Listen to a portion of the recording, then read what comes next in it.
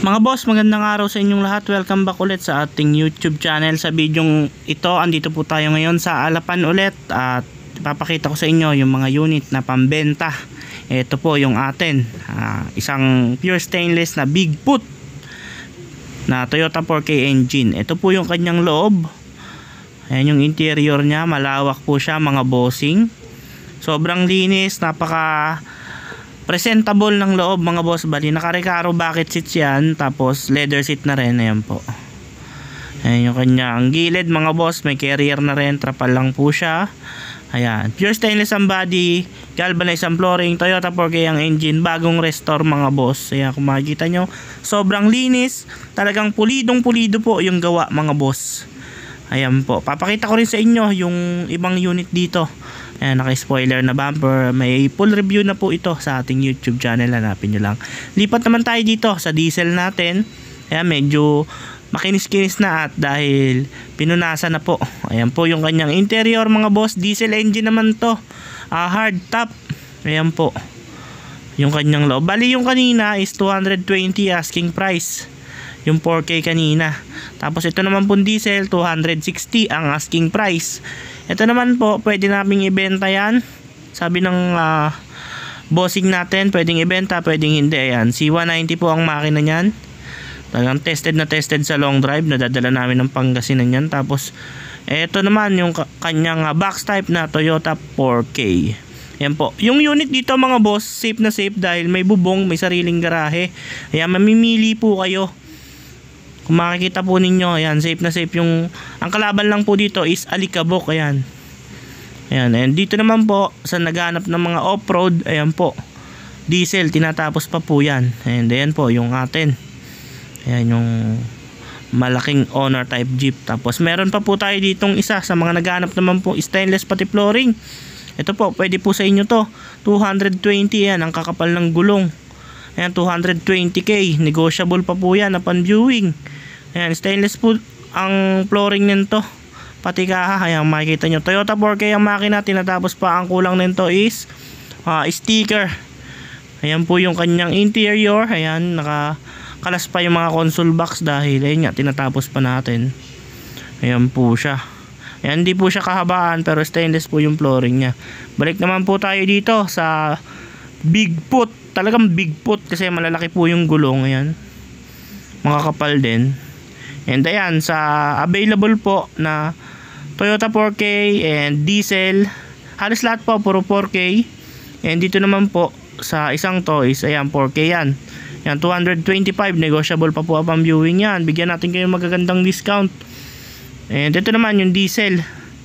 Teka, iaangat natin yung hood. Pakikita ko sa inyo yung makina nitong diesel na to. Steel top po to mga boss, hard top. Ayan, angat natin yung engine bay, ay yung hood.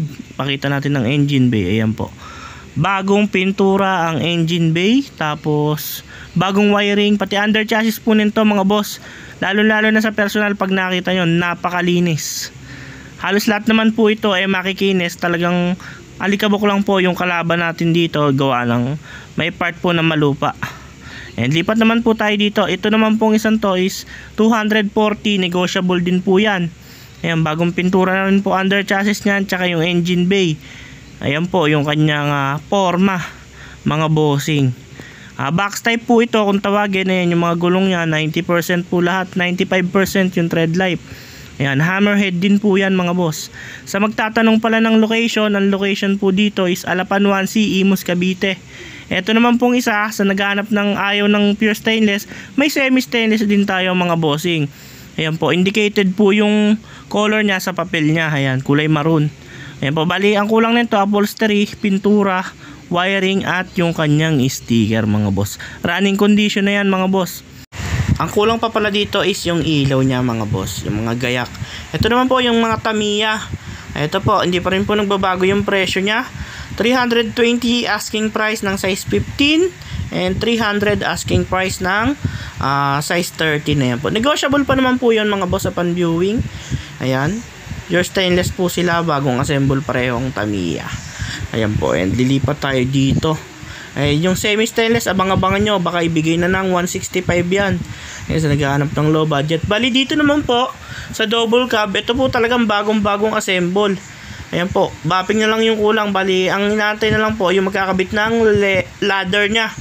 Or yung mismong hagdanan papunta sa carrier. Ayan po, yung mga console box nya, stainless rin po. Bapping na lang po ang kulang ng unit na to mga boss. Upholstery. Ayan, sa mga gusto magpa-reserve, tawag lang kayo sa number na nasa screen. Kung may iba po kayong katanungan, ipipin ko din po yung Facebook page namin. Doon nyo na lang po kami i-chat at kausapin mga boss. Ayan po, figurahan nyo po, napakagandang unit na nitong mga to mga boss. At higit sa lahat, puro bagong assemble restore.